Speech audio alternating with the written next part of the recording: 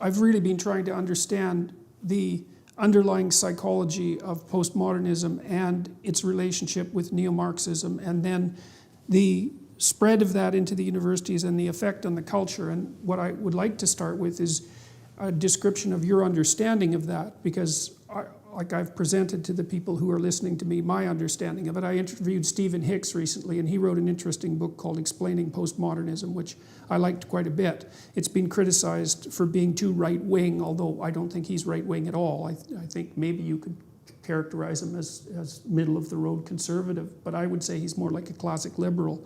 But I'm really curious about your views about, well, what postmodernism is, first of all. I know you've identified it with the general tricksters, Derrida and Lacan and Foucault in particular you've talked about, but I'd like to know what you think about postmodernism and also why you think it's been so attractive to people. Well, my explanation is that there is no authentic 1960s point of view in any of the elite universities, okay? But rather the most liberated minds of my generation of the 1960s did not go on to graduate school. I witnessed this with my own eyes. I saw genuine Marxists, okay, at my college, which was the State University of New York at Binghamton, upstate New York, Harper College, which had a huge cohort of very radical downstate New York Jews, okay, who, in fact, the Harper used to be called Berkeley East. So I saw genuine, passionate Marxists with my own eyes. They were not word choppers. They were not snide postmodernists. Okay? They were in-your-face aggressive. They used the language of the people. They had a populist energy. Okay? They dressed working class. They were non-materialistic. Okay? These are people who lived by their own convictions. They were against the graduate schools. When I went on to graduate school and it became known that I was going to go to Yale, I was confronted by a leader of the radicals on campus in broad daylight in front of everyone, who denounced me for, he said, grad school is not where it's happening. You don't do that. If you have to go to graduate school, you should go to Buffalo. Now, I had applied to SUNY Buffalo because the great leftist critic Leslie Fiedler was there, who had a huge impact on me. He created identity politics, but without its present distortions. Right? And Norman Holland, the psychoanalytic critic, was there. I would have been very happy to have gone on to Buffalo, but I needed the library at Yale, so I continued on to Yale. There were no radicals in the graduate schools, okay? From 1968 to 72 when I was there. Only one radical, Todd Gitlin, okay, went on to have a career success. Okay?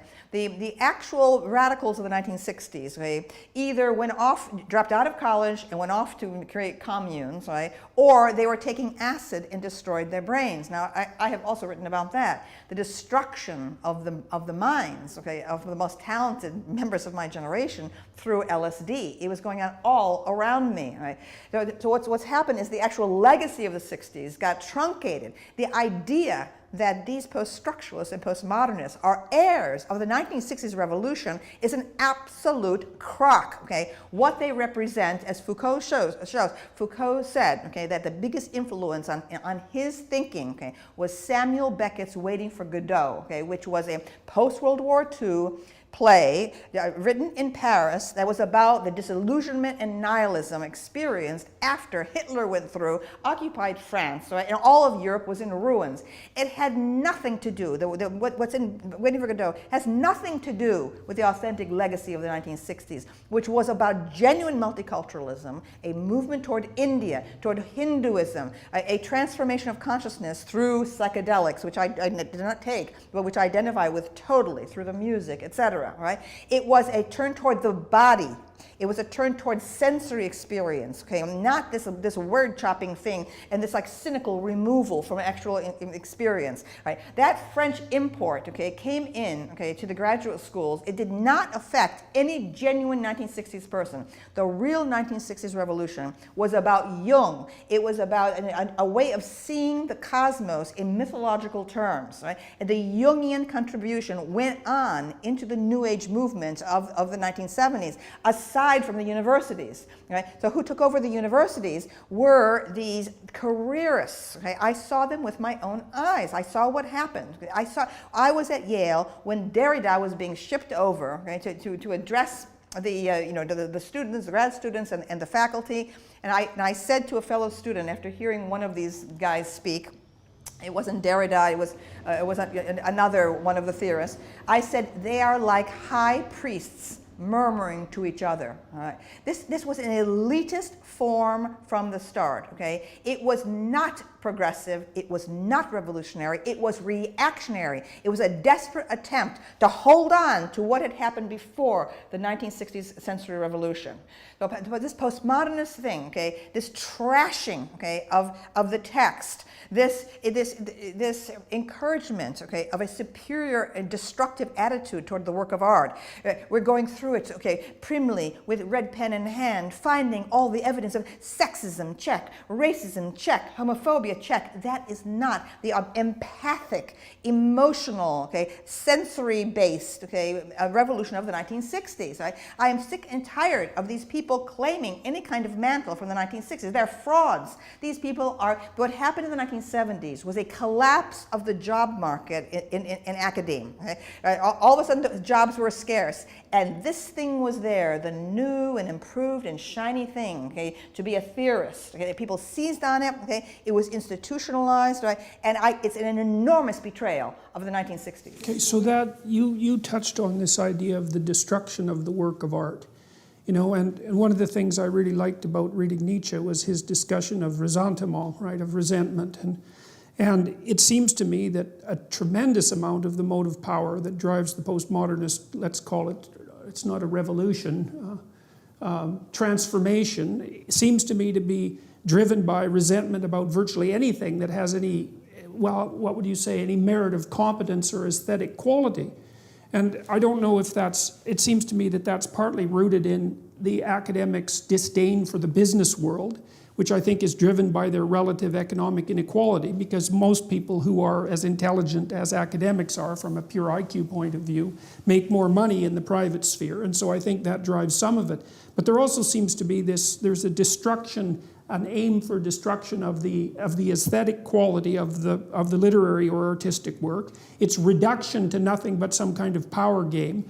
And then surrounding that, the reduction of everything to something that approximates a power game, which I can't help but identifying with jealousy and resentment as a fundamental motivator. Does that seem reasonable to you? These professors, okay, who allege that art is nothing, okay, but an ideological movement by one elite, okay, against against another group, right? These people are Philistines. Okay, they're Philistines. They're middlebrow, hopelessly middlebrow. Okay, they have no sense of beauty. They have no sense of the aesthetic. Now, Marxism does indeed assert this. Okay, Marxism tries to reconfigure the universe in terms of materialism. It sees it does not recognize any kind of spiritual dimension. Now, I'm an atheist, but I see the great world religions as enormous works of art, okay, as the best way to understand the universe and man's place in it. I find them enormously moving. They're like enormous poems. Right? What I have called for, the true revolution, okay, would have been, okay, to make the core curriculum of world education, the world, okay, the great religions of the world. I feel that is the only way to achieve understanding, and it's also a way to present the aesthetic. Okay, because I feel that the real 60s vision was about exaltation, elevation, cosmic consciousness. Okay, all of these things were rejected, okay, by these midgets, okay, intellectual midgets who seized on to Lacan, Derrida, and Foucault. Right? My career has been in the art schools. So my entire career, beginning at Bennington College. Right? So I represent a challenge to this from the perspective of art. Right? It is an absolute nonsense, okay, as post-structuralism maintains, that reality is mediated by language, by words, everything that we can know, including gender. It's absolutely madness, because I'm teaching students whose majors are ceramics, okay, or dance, okay, who are jazz musicians, who understand reality in terms of the body, sensory activation. Okay? So what happened was something was going on in the art world as well. I identify with Andy Warhol and pop art. Okay, that was what was going on during my years in college. Everything about Andy Warhol was like, wow. Admiration, wow, what happened immediately after that in the arts, 1970s, okay, was this collapse into a snide sort of postmodernism also. This happened in the art world, right? And it was an utter misunderstanding, okay, of culture, it seems to me, by that movement in the art world. That is, oppositional art, in my view, is dead, okay? It's been, and what postmodernism is a pathetic attempt to continue the old heroism of the avant-garde. The avant-garde was genuinely heroic from the early 19th century, okay, where we're talking about, where the Courbet, the realists, we're talking about Monet and the Impressionists, people who genuinely suffered for their radical ideas, their innovations, and so on, right? Going right down to Picasso and down to Jackson Pollock, who truly suffered, okay, for his art. It was only after his death, okay, that suddenly the market was created for abstract art. Pop art killed the avant-garde. The idea that the avant-garde continues is an absolute delusion of the contemporary art world, okay, which feels that it must attack, challenge, okay, the simplistic beliefs of the hoi polloi, okay, it's somehow the art. Okay, from the moment, okay, Andy Warhol went through and embraced the popular media, instead of having the opposition to it, the serious artists had had, okay? That was the end of oppositional art, okay? So we have been going on now for 50 years. The postmodernism in Academe is hand in hand with the stupidity and infantilism that masquerades as important art at galleries everywhere. This incredible, it's mechanism of contemporary art, pushing things that are so hopelessly derivative, and with this idea that, once again, that the art world somehow has a superior view of reality. The authentic leftism is populist, okay? It is based in working class style, working class language, working class direct emotion, an openness and brusqueness of speech, okay? Not this fancy contorted jargon of the pseudo-leftists of Academe, who are frauds. These people who managed to rise to the top at Berkeley, at Harvard, at Princeton, okay? The idea that these people are radical, they are career people. They're corporate types, okay, who succeeded in, and they love the institutional context. They know how to manipulate the bureaucracy, which has totally invaded and usurped, okay, the Academe everywhere, okay. These people are company players. They could have done well in any field, okay.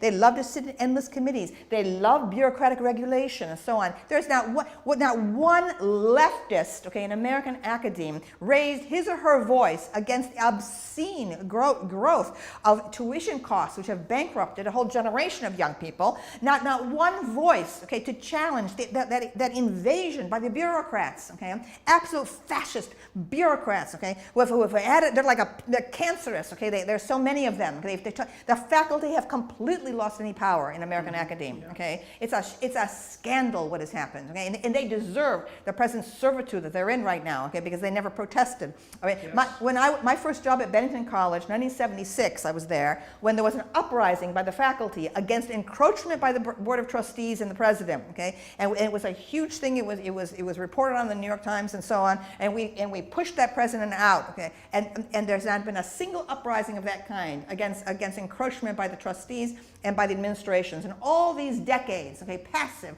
slaves, they deserve their slavery.